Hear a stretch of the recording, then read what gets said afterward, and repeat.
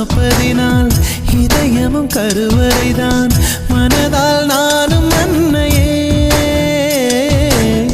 மறவேன் என்றும் உன்னையே.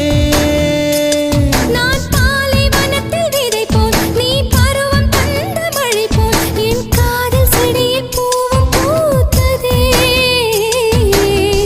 உன் விழி திறந்திருந்தால் விடியலி தேவையில்லை. உன்னை நான்